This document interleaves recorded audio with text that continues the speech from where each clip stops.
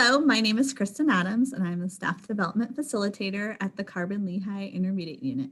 Each month, we have the privilege of recognizing one of our ESL staff members of the month.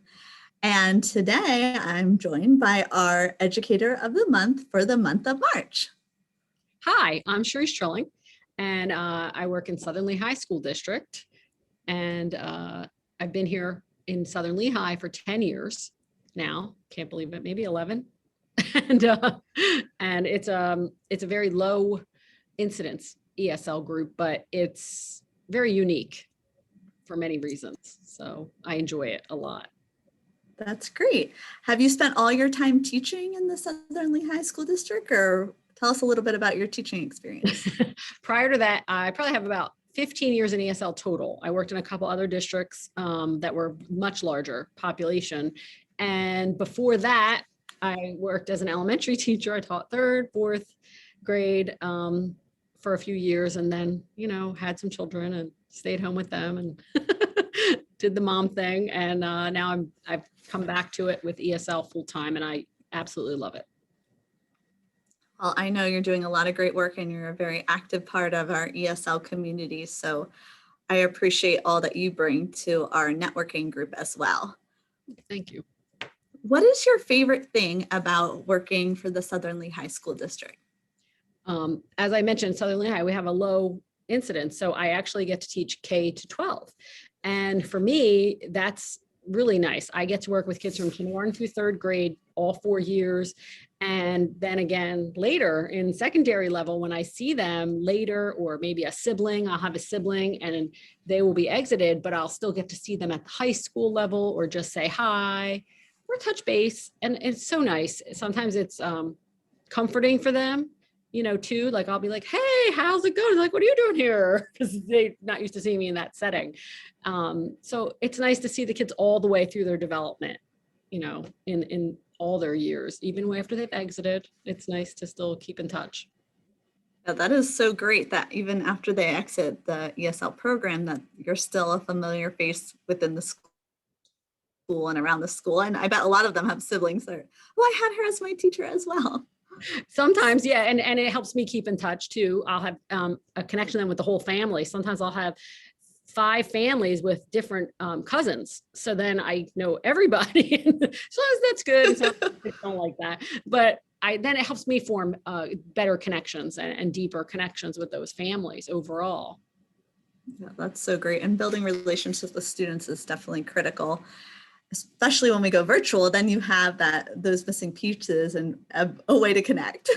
That is exactly correct. The connections that I formed with so many of my families and students helped me so much last year when we went out and jumped to this online format, that I already had a rapport and a relationship, and the parents could ask questions, hop on Zoom with the student and ask questions.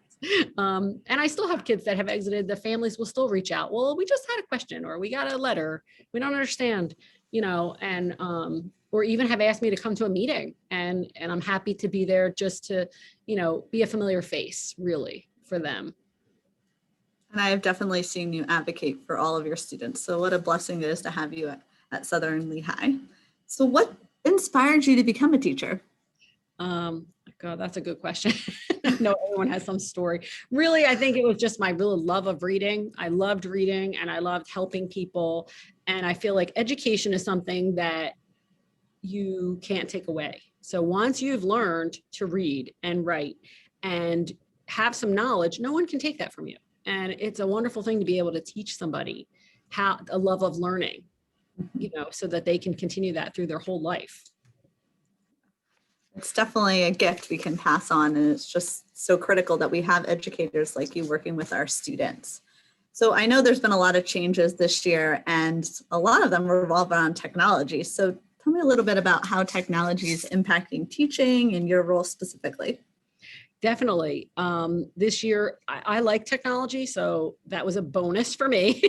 I had actually Zoomed prior to last March. So many teachers had never, ever even heard of Zoom.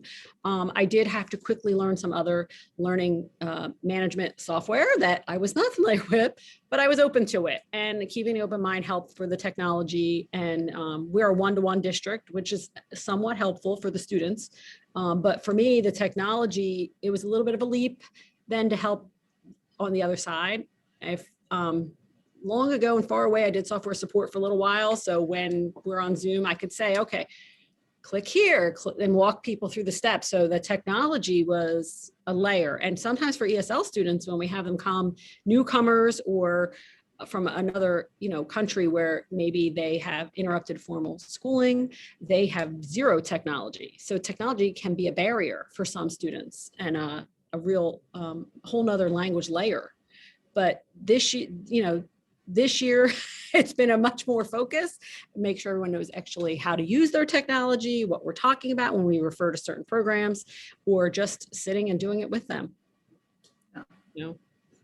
And that is great that you had that connection already with just being able to walk somebody through technology is a whole different ballgame than actually using it yourself. So what an asset that is. Yeah, it's difficult. It's very difficult. So I did a lot of training. Once, we had opportunities to get some extra, and hopefully I'll be continuing to use that. I usually every year I give a presentation in the district and I use Nearpod, and it's always fun because most people haven't used it. Well, now everyone has used almost everything. So I don't have too many more tricks in my bag, but it's fun to use technology sometimes and introduce people to it. That's great. So if you could pass on any piece of wisdom to your ESL peers and other teachers, what would you tell them? Oh boy. Okay. Wisdom. I feel like this year more than ever, the fact that I do have good relationships with my students and parents.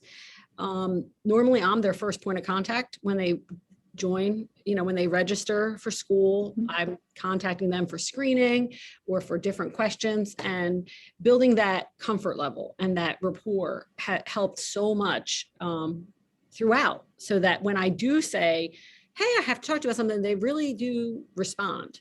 And they really take it to heart. So building those connections really can carry you a long way. And you do have to, That's a great piece of advice. And I know that you do that as well with your ESL peers through our networking. So I just highly suggest anybody that hasn't joined our networking groups to take a look at them and join us. Our next one is actually tomorrow. Yes. So every month we meet, and sometime throughout the month, but just continue to build those relationships with our students. It makes such a difference. And you were recognized this month because you were recognized not only by your peers, but other people throughout Carbon Lehigh Intermediate Unit 21 and beyond for being somebody that's inspiring our students to learn and grow. So thank you so much. Thank you.